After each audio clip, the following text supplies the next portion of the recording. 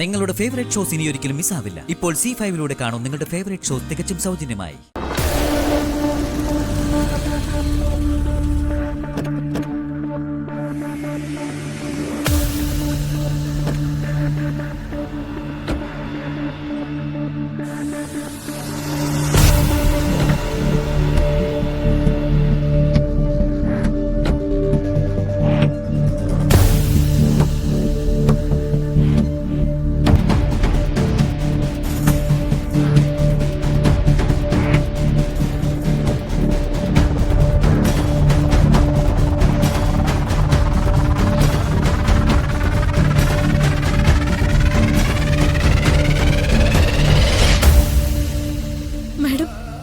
ഋഷിക്കും ഗോപികയ്ക്കും അറിയില്ല, ഒന്നും അറിയില്ല.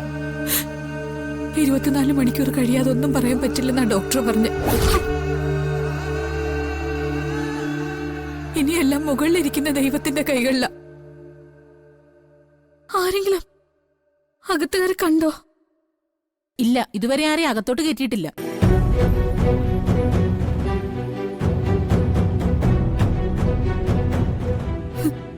ഇതെല്ലാം ഋഷിയുടെ എടുത്തിയാട്ടം കൊണ്ടുണ്ടായതാ.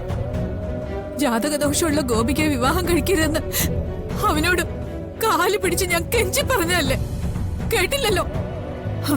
അവനപ്പോ സ്വന്തം ജീവനൊക്കെ വലുത് ഗോപികയായിരുന്നു.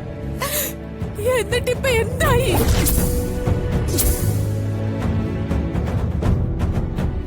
വെറുതെ ഒന്നും ഒരു ജ്യോത്സ്യനും ആർക്കും ജാതകദോഷം ഉണ്ടെന്ന് പറയില്ല. അത് പാവ എന്റെ മോൻ മനസ്സിലാക്കിയില്ല. അതുകൊണ്ടാ അവനിപ്പോ ഇതിനകത്ത് കിടന്ന് പ്രാണവേദന അനുഭവിക്കുന്ന. ഈ ആക്സിഡന്റ് വെറുതെ സംഭവിച്ചല്ല, ഗോപികയുടെ ജാതകദോഷം കൊണ്ട് തന്നെ ഉണ്ടായത്.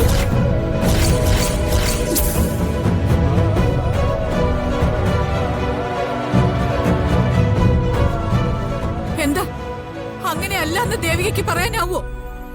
മാഡം, അത് കൺമുമ്പിൽ ഒരു സംഭവം ഉണ്ടായിട്ടേ എങ്ങനെ കണ്ടില്ലെന്ന് വെക്കാനാ? ഋഷി ഗോപികയുടെ കഴുത്തിൽ കിട്ടിയ താലി അന്ന് ആ പന്തലിൽ വെച്ച് തന്നെ അഴിച്ചു മാറ്റിക്കണമായിരുന്നു. കാലക്കേടിന് നമുക്കാർക്കും അത് തോന്നിയുമില്ല.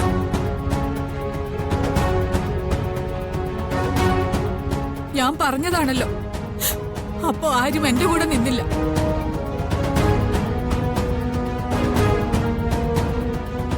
എന്തായാലും ഋഷിയുടെയും ഗോപികയുടെയും കാര്യത്തിൽ ഉടനെ ഒരു തീരുമാനം എടുത്തേ മതിയാവും. ഇനി എന്ത് തീരുമാനം എടുക്കാനാ? അതെന്താ ചേട്ടാ അങ്ങനെ പറഞ്ഞത്? തീരുമാനം ഇനി എടുക്കാം.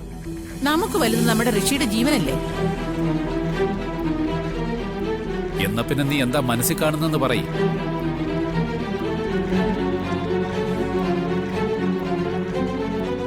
പറയുമോളെ, എന്താ നിന്റെ തീരുമാനം? എനിക്ക് ഒരു തീരുമാനമേ ഉള്ളൂ.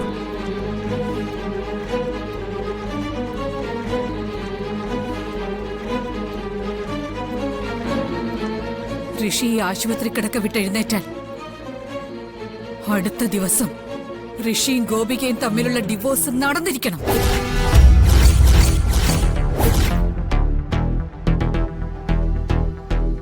അത് ഞാൻ നടത്തിയിരിക്കും.